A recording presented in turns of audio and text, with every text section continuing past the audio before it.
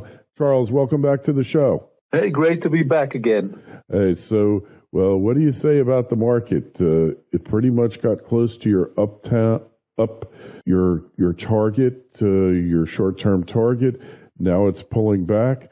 Is this the start of a bear market, or is it just a fake out? Well, it's all a matter of definition. We went out already in January, played some bounces, but actually we're 100% out of stocks since January. And we're looking for a low around the middle of December. So we're looking for 25.55. Today was 25.85 on the S&P, so that's only third people away. So that's pretty close. We're looking for a short-term low somewhere in the middle of December, but it doesn't look like much for the moment. I think the whole mess will continue into the end of the first quarter of next year. Then we see something of a bounce, but things don't look good. There's actually nothing that looks positive. When we went out of the stocks, there was no reason actually to go out of the stocks. We just did it based on our cycle work. But today, if you look at different things, the earnings don't look that great that are coming. The difference between the 10 and 2-year yield doesn't look good. If you look at the Buffett indicator, the market is too expensive. If you look at what happened every time that the unemployment was around 3.8, there was a market crash. If you look for the last 100 years, you can find it. Contrary of what everybody will tell you, that a low unemployment is good for the market. So there's a lot of things that have nothing to do from the day-to-day news. If you look at the smart money, I sent out on Sunday, I sent out a chart of the Dow and the smart money. And the smart money is already going out a long time before this started. So it's a long-term view that this market is weak. Mm-hmm. So you're still thinking Dow 5,000? I still think Dow 5,000 will take another 4 or 5 years. Mm-hmm. So it's going to be a protracted, prolonged bear market. So what's that going to do to the country as a whole? Well, not so much, because Dow 5,000 was in the middle of the 90s and there was still existed United States. Just we're in, as you see in the United States and you see in France, and now we're in the 60 years social cycle. That means there's going to be a lot of social unrest all over the world. There's danger for wars. So we're going to be in a difficult political environment. Mm-hmm. And, yeah, we're looking at what's going on in France there, the so-called Yellow Vest Rebellion, which Yellow Vest is kind of a joke because you're forced by the government to keep 2 yellow vests in your car in the case of an emergency. So now they're turning around wearing these yellow vests in the public square as they demonstrate. You've seen mass arrests, water cannons, tear gas, and still there's no bringing this under control. It's the same thing as in the 60s. Yes. And that was 60 years ago, right? Right. I'm pretty sharp on the numbers. So, yeah, 60 years, 67, 68, 69, those were the peaks. And 70 and 71, then Vietnam kind of fizzled out. And then so did the social protest movement. Are we going to see it fizzle out again this time, Charles? Or is it going to be more sweeping and lead to falls of government, which it already has? Let's face it. It's just starting. Yeah. It leads to falls of governments because what they call populism, I don't even know exactly what it is, but it takes over the whole world, the Western world. So that's already the fall of existing systems of diplomacy and governments. Yes. Well, hey, that's as opposed to unpopulism. I think the existing elites of each country's government, regardless of their parties, those are the unpopulists. They're out of favor. So is it just a question of this is a trend of preferences, or is this a much deeper trend that will lead to profound change in the West and the East? Well, that's a difficult question that I don't think I'm the right person to answer that question. Mm-hmm. So, but for now, we have to deal with it. So, hey, let's look at some of our other markets that you watch. So, obviously, you're bear on stocks, but it's a protracted bear market that you're. Yeah, but we could have a rally in January. Sure, and it could go back to where it was or higher, right? you have those intermediate rallies. No. Just going to be a bounce. Just a bounce. Yeah. Okay. So what about oil? Oil was down to $50 WTI. Now OPEC, Russia, they're going to cut back production. Is the declining oil price, and I understand you focus on cycles, but what is the declining oil price telling us? Economy going down, or is it supply going up, or what's happening? It's telling us deflation. Mm-hmm. Nobody talks about it because nobody actually knows what it is. People who are in charge of financial businesses, let's say the 40, 50 years old, 60, they remember inflation, don't know about deflation. We have an inflation almost not even 2% if this economy turns down, and everybody agrees it's going to turn down. They disagree when, then we will not have any inflation left. So the commodity market is already turning down.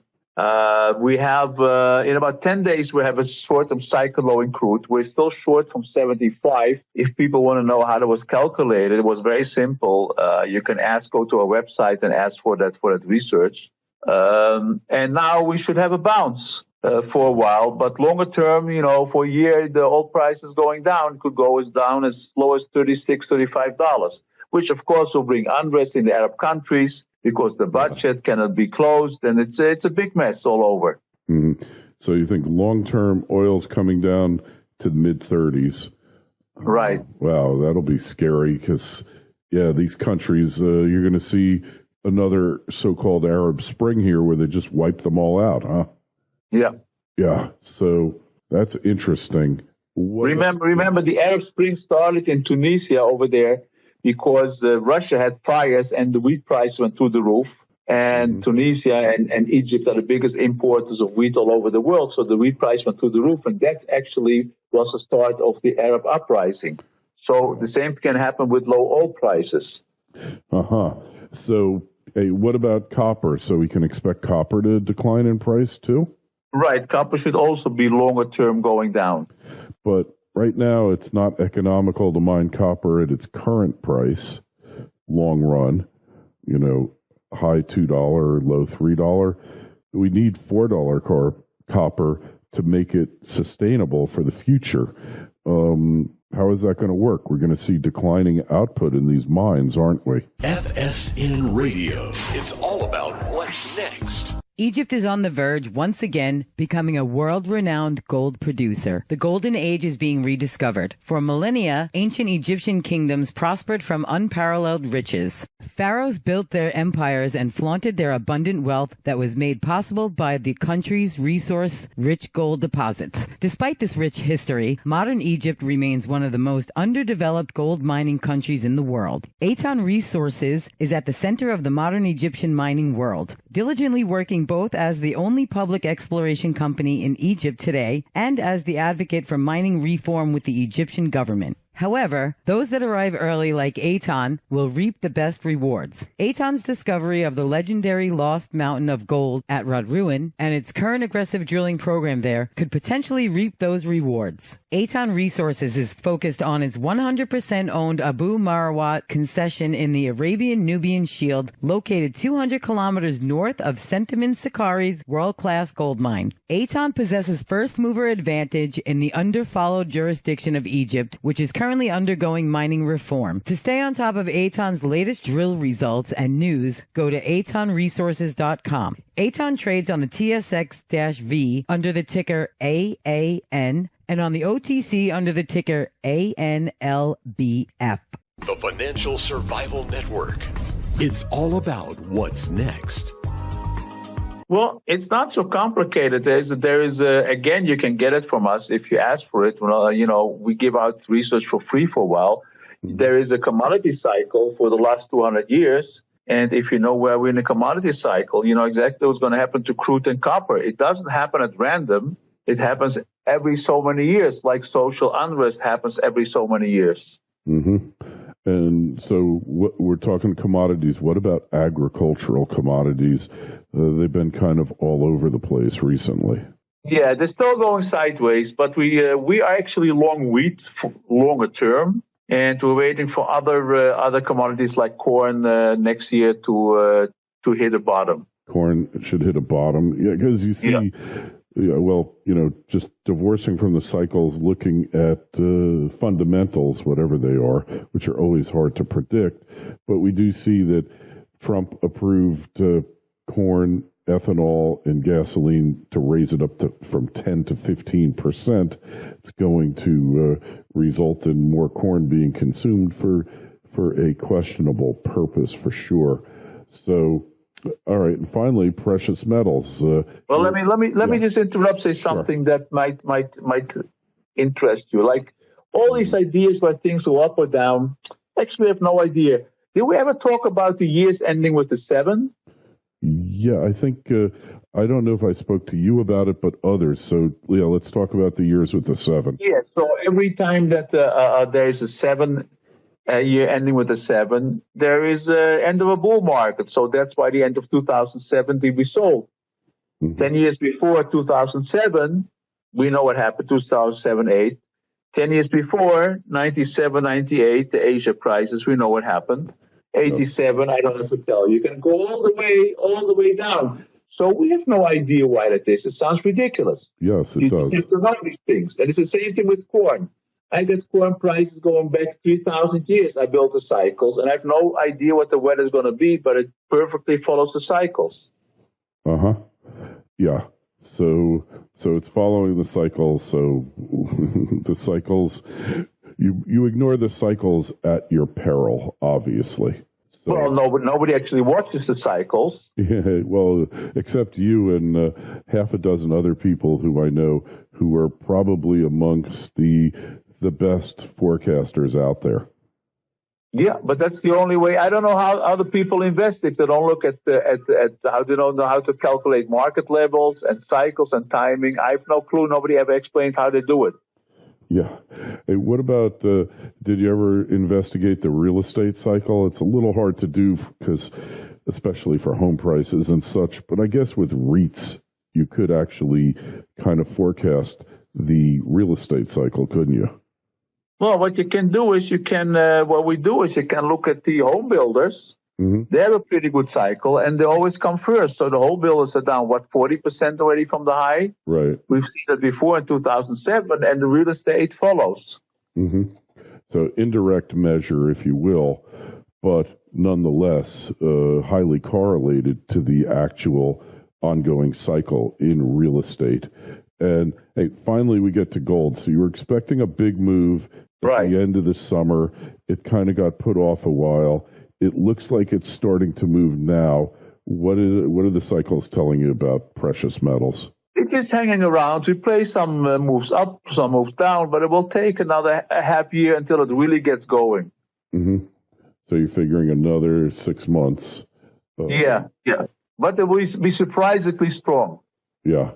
And even now, they haven't really they got whacked. They went down, 7-8%. Not a big decline, down to just under 12, just south of 1,200. Now they're in the mid 1250s. It's in the mid 1250s gold, and 1245 and a half. 1243 is what Kitco's telling me right now.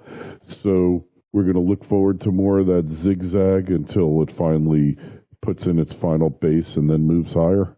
Well, we have a cycle top again coming up in 1 or 2 days, so then gold should be weaker again, but not really weak. It's just going nowhere. Mm-hmm. And you'd think with all the turmoil in the world, all the craziness going on, gold's traditional function was a hedge against chaos. It looks like we're having more chaos than ever before.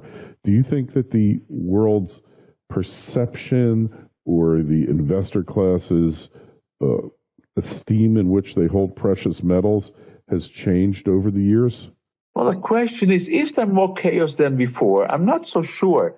It's just that the social media tell us everything was going on. Mm-hmm. I don't think there's do you think there's more chaos than years before? I don't think so. No, you don't think?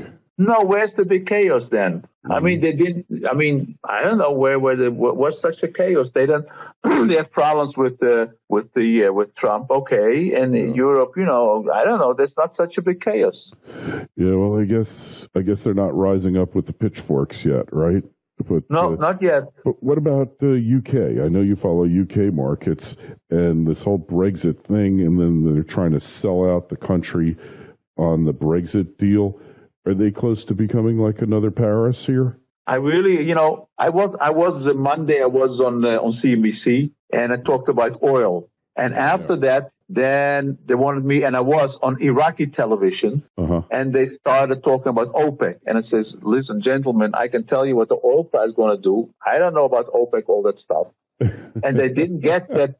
They should ask me what the oil price is going to do. Yeah. Then came a television from Manila. Yeah. And I said, you know what? I'm going to play the game like everybody. So before I knew it, I was talking about politics, about the Kurds and Saudi Arabia and Russia, who knows what. And then gave Bulgaria television all on the same day. Mm-hmm. And then already became an expert. And the funny thing is that I was quoted in all kinds of American newspapers. And I was just saying whatever came up to me. It's amazing how these things work. I mean, nobody really knows that. The only thing we know is what's the crude price going to do, is going up or down and when. And let the other guys figure out why it happens. Yeah. Oh, sure. I totally agree with you there because, like you say, you can't predict this stuff. You don't know what's going to happen, but you can watch the cycles and let the cycles tell you, right? Right. So we're in this era of increased social unrest, social uncertainty, right? Correct. Is there a way to invest in social unrest? I mean, do you buy producers of tear gas and riot shields? What do you do here? Do you invest in private prisons because there'll be more people thrown in jail? I mean, what does it do for you to know this? I never thought about it. Let's talk next time. Let me think about it. Okay. I mean, there must be a means of investing in social unrest, right? There's got to be a way. I'm surprised there isn't a fund or an ETF that. It was in Israel. The Palestinians are always burning Israeli flags. So I thought, maybe manufacture Israeli flags. They need them all the time. But I don't know this answer to what you're asking.